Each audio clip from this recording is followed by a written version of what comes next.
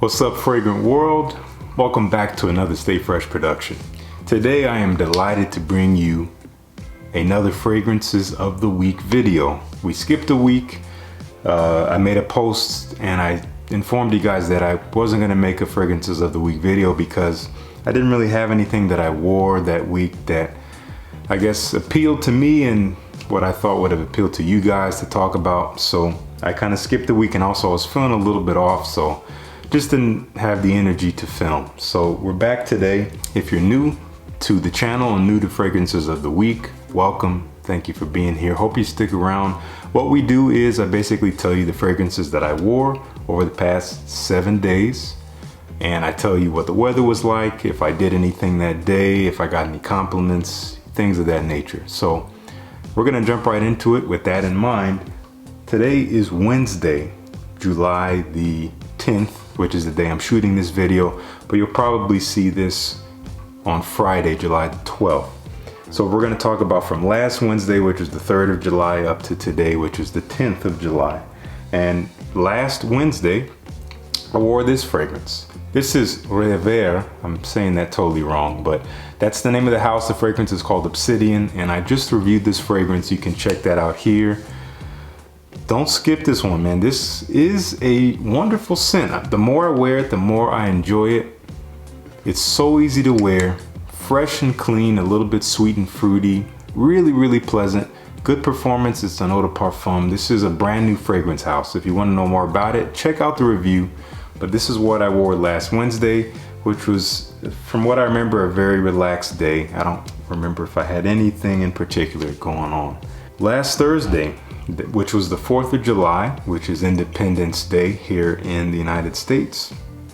If you don't know, it's the day that the United States gained its independence from the British. There was much more lack of freedom that ensued in this country from that point on up to today, but we won't talk about that. Anyway, this is Tommy for Men from the house of Tommy Hilfiger. It just so happened that I wore a fragrance made by an American-based company on Independence Day. Didn't plan it, but it just happened to work out that way. Either way, this is such a beautiful scent, very nostalgic for me. I've talked about it quite a bit lately. It's fresh and aromatic. It's minty. There's lavender, mint, and apple. It's just really nice. Very simple, but so clean and easy to throw in when you don't know what to wear. That is Tommy for Men. On Friday, which was the 5th of July, this was a pretty relaxed day. I just had to run some errands and I decided to smell gentlemanly. So I busted out this one, Dior Eau Sauvage. I think this made the 3rd spot on my most recent top 10 for the summer. This is such a well put together fragrance. That's how you're gonna smell when you wear this. Beautiful citrus aromatic with some woody nuances, some spicy nuances, a little bit floral. Came out in 1966. This is the modern version, which is perhaps not quite the same as the original, but still beautiful. A little bit of vintage flair. It's clean and fresh and citrusy. You get a lot of lemon in here, a lot of rosemary and oak moss. Again, like I said, woody.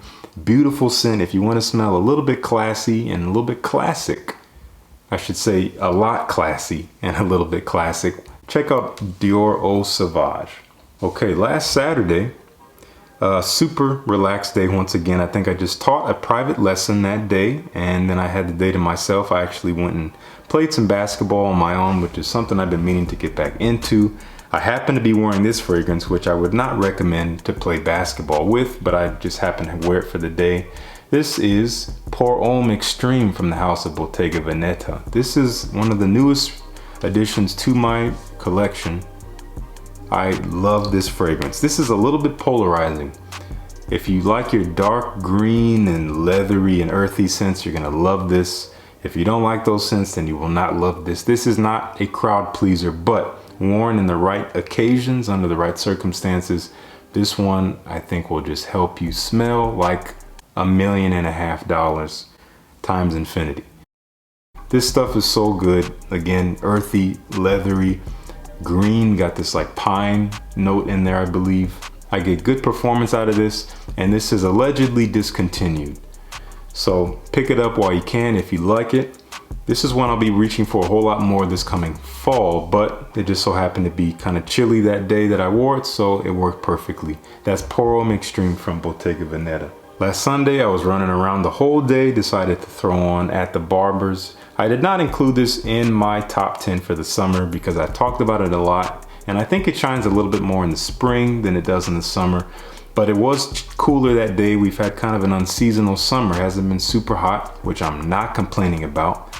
So I threw this on, decided to smell fresh out of the barber shop.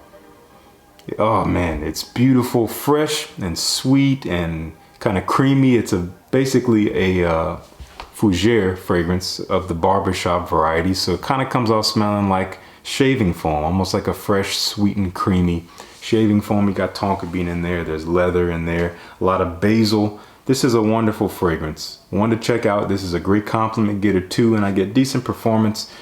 Kind of underrated from the house in my opinion. Not many talk about this one. Not the most complex barbershop scent out there, but definitely a good one. Great quality from this house, which I've been meaning to dive more and more into because they are getting quite a bit of prestige these days.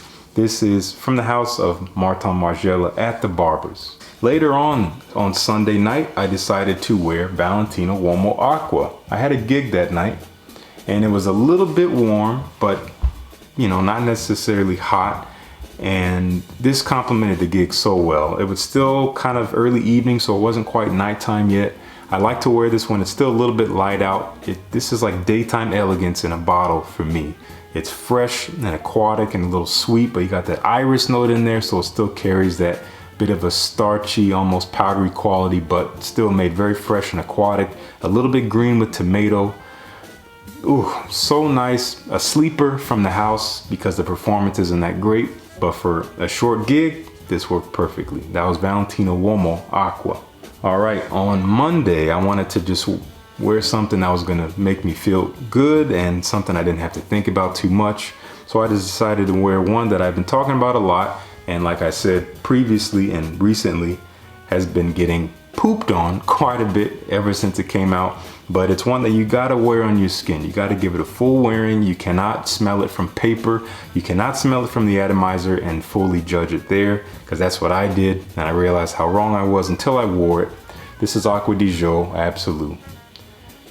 One of their newest releases. They have another one that came out, the Absolu Instinct. That one I need to spend more time with. I have a sample of it. But this is just so easy to wear. It's still aquatic like the original, but it has more of a fruity vibe to it. You got apple and pear in there. It's still fresh, and it does dry down to something a little bit warmer than the original. It has amber wood, which is a synthetic molecule, but it's beautiful. It kind of comes off again like a warm wood smell when it dries down. You still got the patchouli in here, and there's labdanum as well to keep it warm, and a little bit resinous, adding to that amber wood vibe. When it dries, I love this stuff, and I get good performance. It's an eau de parfum. Wake up if you've been sleeping on it. At least try it on your skin. Try it on your skin. You're not gonna be blown away in terms of uniqueness, but in terms of scent quality, in terms of performance, and just in terms of pleasantness, I think you're gonna dig it, and you'll dig the compliments you'll get with it. Because I did get compliments with this one that day. I don't remember how many at the gig, but I got noticed. That was Acqua di Gio Absolu from Giorgio Armani. Okay, yesterday, which was Tuesday, I wore two fragrances. I decided to start the day off with something a little bit more calming. This is from the house of Parfums Vintage Imbue, which is their copy of Gucci Pour Homme 2 from the house of Gucci. This is such a beautiful tea-based scent. You get a lot of tea and cinnamon and violet leaf in here. So it's a little green, almost herbaceous, but it is sweet, kind of, but not too sweet. It's still a little bit transparent, a little bit watery. Got cinnamon, adds a touch of spice, but not too much. Just again, a very calming scent. I was feeling real chill. I threw this on. I love this fragrance. I used to hate it, honestly. I won't say I hated it, I found it weird. But one day it clicked. I've loved it ever since, and I've been getting a lot of wear out of it. And this performs better than the original Gucci. Better scent quality in my opinion, better performance. What more do you want? And that is one of the great things about a clone house. I know there's still haters out there, but they're still doing something right. If you wear it, you'll see. And this is from the house of Parfums Vintage, that is Imbue. And later on, yesterday evening, decided to go out with the girlfriend and we went bowling and had a fantastic time. And I wore this one, Mont Blanc Legend Night. This is another one that gets pooped on and slept on because it's not very unique and its performance is not good. However, in the right occasions, and if you're looking for something that's not gonna scream and not gonna be so boisterous, this is a perfect scent. It's something that fit into the Oriental fragrance category I created. I think I created that myself, and I did a video on that, another fragrances of the week video from a couple weeks ago.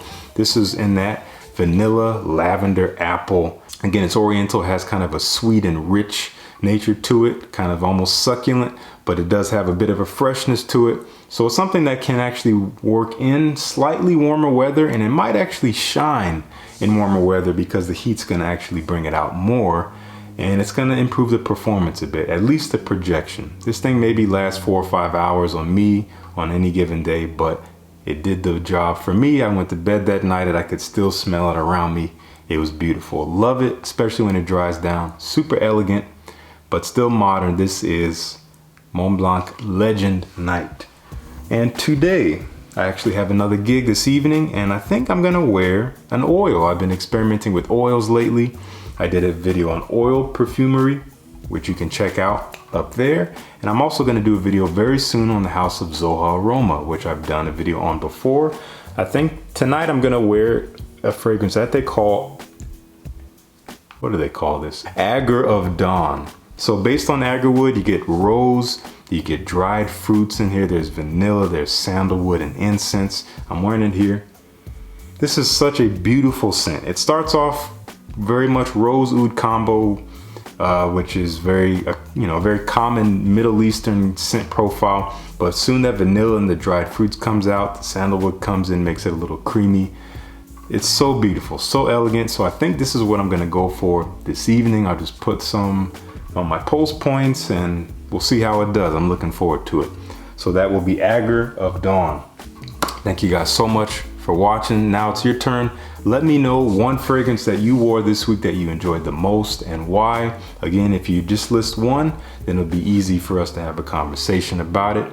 And let me know if there's any of my picks here that you like or don't like or have or want to try, anything like that we can talk about. Again, that's what the comments are for.